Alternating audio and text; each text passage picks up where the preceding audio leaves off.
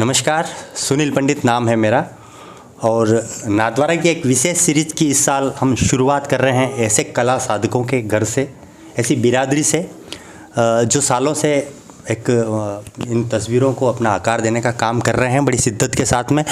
और इन तस्वीरों के साथ में हम ये जो पूरा आकार कैसे लेती हैं, उनकी प्रोसेस कैसे होती है और इस एक पूरी प्रतिमा को बनने में कितना समय लगता है और एक साधक को इसके बाद में क्या मिलता है, उन सारी तमाम जानकारियों और तमाम डिटेल हम इस वीडियो में देने वाले हैं। बढ़ा रहे हैं मेरे साथ में बहू जी, क्या नाम है आपका? सुरेश शर्मा। सुरेश जी हैं और ये दिनेश जी शर्मा है, जो पिछली बार वीडियो में अपन ने पिछवाई वाले वीडियो में जिनके साथ में हमने चर्चा की, आज हम पिछवाई पे भी इनसे चर्चा करेंगे। दिनेश जी नाम है। दिनेश जी साहब, बहुत बहुत स्वागत है आपका।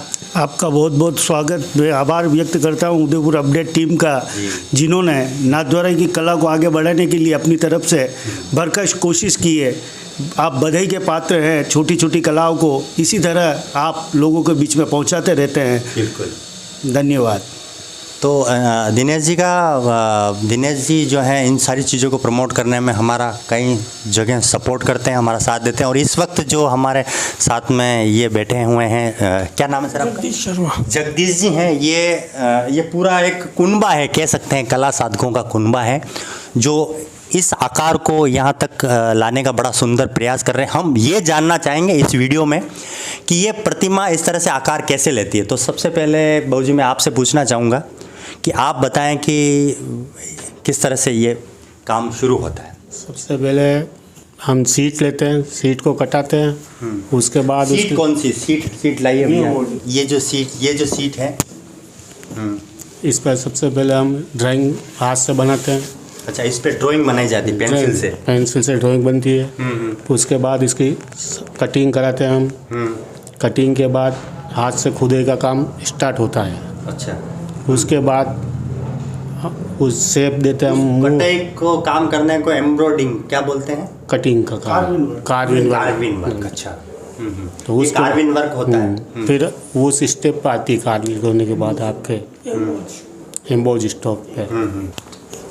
इस फ्रेम में बहू जी का कहना है कि ये इस फ्रेम में पहले एक स्केच आर्ट के माध्यम से एक चित्र बनाया जाता है और चित्र बनने के बाद में ये इस तरह से कटिंग होती है। ये फर्स्ट शुरुआत में ये इस तरह से यहाँ इस पे कटिंग की जाती है। कटिंग होती है। ये साइड का सब माल निकल जाता है। उसके बाद इसकी फिनिशिंग करते हैं हम। फिनिशिंग के बाद ये सब हो जाता है। फेस का काम कच्चा स्केच होता है। अच्छा, छोड़ देते हैं इसको। वो आपको अभी हमने बताया वो स्केच। थोड़ा चेहरा ये मैं दर्शकों को विशेष बताना चाहूँगा कि श्रीनाथ जी प्रभु का जो ये चेहरा है, इसको यहाँ पूरी फ्रेम में छोड़ दिया जाता है और ये चेहरा इस तरह से यहाँ लगा के रखते हैं। ऐसा ही कुछ होता है? ऐसे ही होता है। इसमें कितने पार्ट्स बनाते हैं, मतलब कितने भागों में ये बनता है? 2 भागों में ये चेहरा अलग तरीके से बनता है। कोई 3D बनती है, कोई 4D शेप में बननी जाती है। उस हिसाब से पेंटिंग की थिकनेस कितनी है उसके ऊपर डिपेंड करता है कि कितने टुकड़ों को हम जोड़ें। थिकनेस मतलब मोटाई के अनुसार, जैसे कोई बॉक्स में बनता है, कोई प्लेन बनता है, अलग अलग जो भी ग्राहक की जो मांग होती है और ग्राहक का जो ऑर्डर होता है उसके अनुरूप हम कार्य करते हैं। बिल्कुल। सर, आप इस तरफ जो ये प्रतिमा गणपति जी की प्रतिमा है और उस तरफ प्रभु श्रीनाथ जी की 3D प्रतिमा भी है, तो 3D का और इसका प्रचलन कब से हो रहा है? ये अभी से शुरू हुआ या पहले से होता था? नहीं, पहले से नहीं हुआ। ये कम से कम 6-7 साल से चला। अच्छा, उसके पहले नहीं था ये। पहले ये सिंपल हार्डबोर्ड पे बनते थे चित्र। उसके बाद ये 3D न्यू वुड चला। न्यू वुड पे ये बनते हैं। न्यू वुड कोई स्पेशल तरह की लकड़ी है या नहीं? स्पेशल तरह की लकड़ी नहीं है। या न्यू काम करने में बहुत इजी रहती है, बहुत मुलायम लकड़ी आती है, सॉफ्ट आती है। कटिंग अच्छे से होती है। कटिंग और उसकी जो खुदाई होती है वो बहुत अच्छी तरीके से हो जाती है। तो फिर इसकी 3D की शुरुआत और इसकी शुरुआत सेम, दोनों की शुरुआत एक ही तरीके से होती है? नहीं, दोनों भी एक तरीके से होती है, पर बाद में दोनों अलग हो जाते हैं। जैसे अभी ये अपने 38 mm का अलग आता है न्यू वुड, 12 mm वाला आता है 19 mm का आता है। जैसे ये 12 mm है, ठीक है, ये जैसे 19 mm है, ये 38 mm है, तो उस हिसाब से इसकी थिक बढ़ जाती है। mm का मतलब मोटाई। तो मोटाई के हिसाब से क्या 3D 4D जितनी अपन मोटी चाहिए उतनी मिल जाएगी। हम ये देखते हैं भाई साहब, एक प्रश्न ये पूछना चाहता हूँ, मेरे दिमाग में कई दिनों से, जब भाई साहब श्री का हमने पिछली बार वीडियो बनाया था तब से ही मेरे दिमाग में एक प्रश्न था कि इन तस्वीरों का हम मार्केट में फ़ोटो क्यों नहीं ले सकते हैं? फ़ोटो की मनाही होती है। नहीं, ऐसा तो कुछ नहीं, फ़ोटो नहीं ले सकते, एक उनकी मोनोपोली है। अच्छा। जिससे उनकी रेट ज़्यादा मिल है। आज हमारे शॉप से लो, हमारी दुकान से लो, आप फ़ोटो लो, कोई मना नहीं है, क्यों हम खुद बनाते हैं। और मार्केट में जो व्यापारी वो खुद नहीं बनाते हैं, वो फर्क है। वो एक बिजनेसमैन है, कला साधक है। कला साधक। और जब तक लोगों के पास चॉइस और देखने और समझने के लिए फोटोग्राफ नहीं होगा तब तक वो कैसे लेगा? आप भी हुए या हम भी हुए, कोई चीज़ अपन परचेज करते हैं तो उसके बारे में पूरी डिटेल लेते हैं। तो अपने पास कुछ रेफरेंस होगा, आपके देखने से तो होगा नहीं, पूरी फैमिली को पसंद आएगी तो अपन फोटोग्राफ लेंगे, पूरे फैमिली को बताएंगे, तो उसके बाद हम डिसाइड करेंगे ये लें या नहीं लें। इसलिए फ़ोटो तो किसी कस्टमर को हम मना नहीं करते हैं। बाकी आप कोई नहीं करते हो, आप लोग नहीं करते हो, लेकिन अमूमन हम जब मार्केट में जाते हैं तो अरे भैया फोटो मत लेना। उन शॉपकीपर की एक मोनोपोली होती है, ग्राहकों के ऊपर ऐसा प्रभाव पड़े कि यार ये चलो चीज़ और कहीं मिलेगी नहीं, कहीं ऐसा कुछ होगा नहीं, तो लोगों को इम्प्रेस करने के लिए फोटोग्राफ के लिए मना करते हैं। बाकी आजकल हर फोटोग्राफ हर जगह अवेलेबल है। अच्छा सर, जगदीश जी नाम है आपका? जगदीश जी सर, मैं आपसे एक प्रश्न पूछना चाहता हूँ कि हर फील्ड में एक विशेष बिरादरी के लोग होते हैं जिसे हम बिचौलिया कहते हैं, वो सब में मिलता है, चाहे किसी भी फील्ड में हो। बिचौलिया का काम वो हर फील्ड में, चाहे पत्रकारिता फील्ड में हो, चाहे फिर तस्वीरों के फील्ड में हो, पिछुआई में हो, हर तरह एक ये बिरादरी सब जगह विद्यमान रहती है।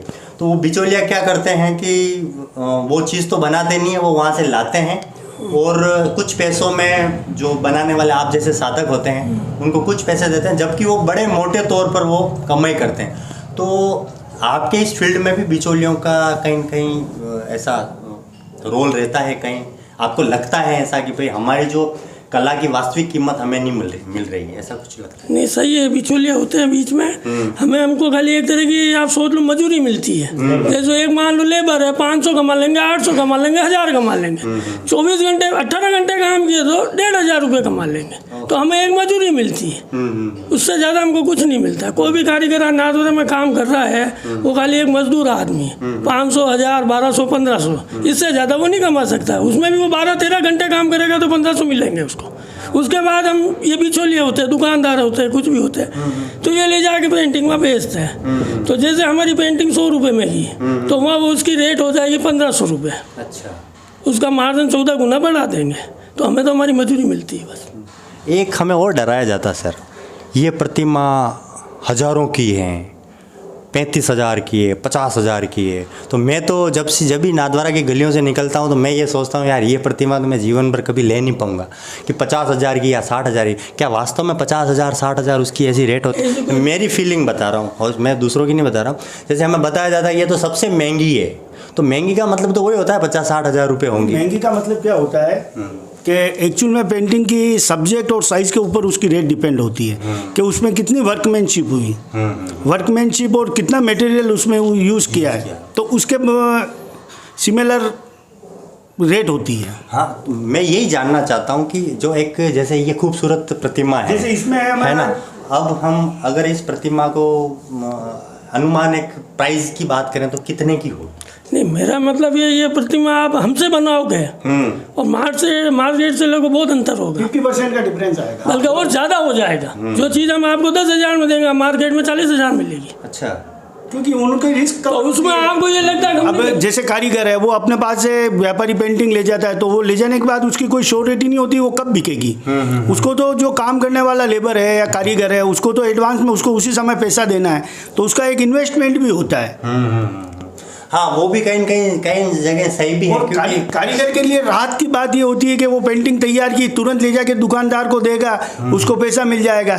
अब वो कस्टमर की तो इंतजार करने से रहा, कस्टमर कब आएगा। बिल्कुल दिनेश जी, आप सही कह रहे हो। जैसे एक किसान होता है, किसान का उसका ये होता है कि भाई कि अगर गेहूँ उपजे हैं, गेहूँ निकले हैं, तो उससे कोई मतलब नहीं कि हज़ारों में बिकेगा, लाखों में बिके, उसका तो उसकी मजदूरी का उसको मिल जाए।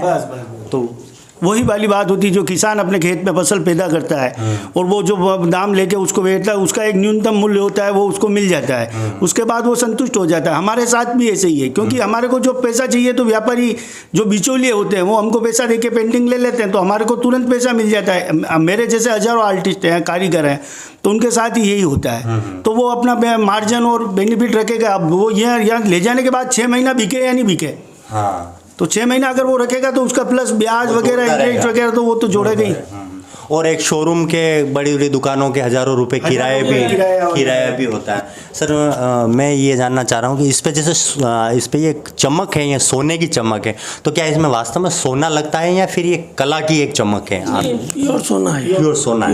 एक्चुअली में क्या है कि अभी चाइनीज गोल्ड का नाम से कुछ लिप आते हैं, तो जो बाजार में कुछ दुकानदार होते हैं उसकी कॉस्टिंग कम करने के लिए नकली वर्क भी यूज़ करते हैं।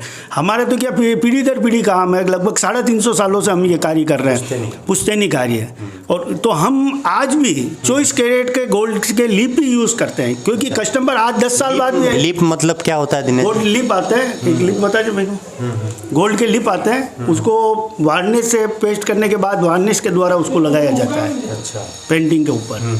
तो वो 24 कैरेट गोल्ड के होते हैं, प्योर गोल्ड के होते हैं। अच्छा। कम।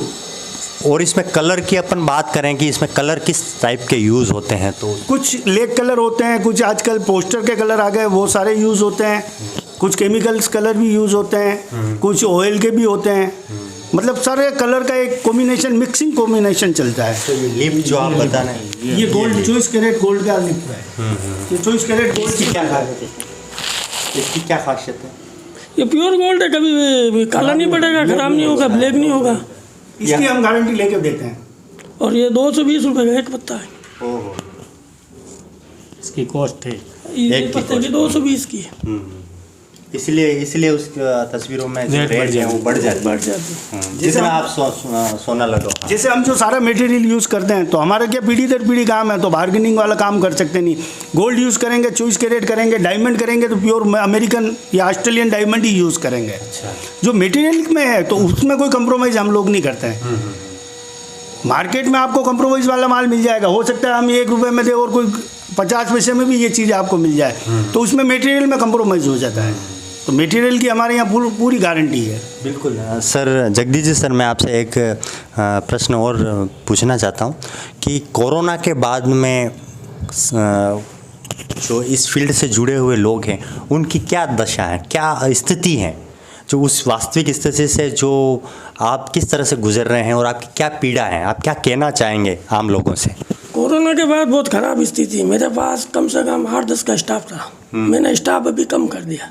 मैंने स्टाफ की तनख्वाह भी नहीं दे सकता था कोरोना के समय, तो मैंने अभी स्टाफ मेरा लिमिटेड कर दिया, 3-4 स्टाफ मैंने कम कर दिया। तो ये कोरोना का बहुत बड़ा असर है। जो लड़के मेरे पास में कम से 20-20 साल से काम करते थे, उनको मेरे को छोड़ना पड़ा। मैं तनख्वाह कहाँ से दूँ, पेमेंट कहाँ से दूँ? ये सबसे बड़ा कोरोना का असर है।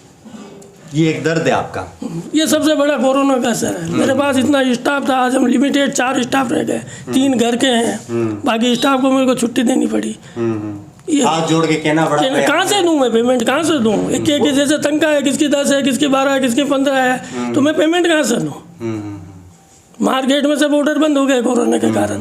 तो ये सबसे बड़ी समस्या। सर हाँ, आपसे हमारे जो चैनल पे वीडियो ये देखने वाले लोग हैं वो आपसे डायरेक्ट संपर्क करना चाहें तो क्या आपके नंबर रहेंगे और कैसे आपसे संपर्क कर पाएंगे? अपना नाथद्वारा मेन रोड पर 7 स्टार के सामने अपना शोरूम है, अतुल आर्ट्स के नाम से। अच्छा। वहाँ आप कभी भी कांटेक्ट कर सकते हो। एक रीजनेबल और रेट पे आपको वहाँ पेंटिंग्स अवेलेबल हो जाएगी। और रीजनेबल के साथ सबसे बड़ी बात है, हमारे परिवार की साख उस दुकान पे लगी हुई है और एक प्योरिटी की हम गारंटी लेते हैं।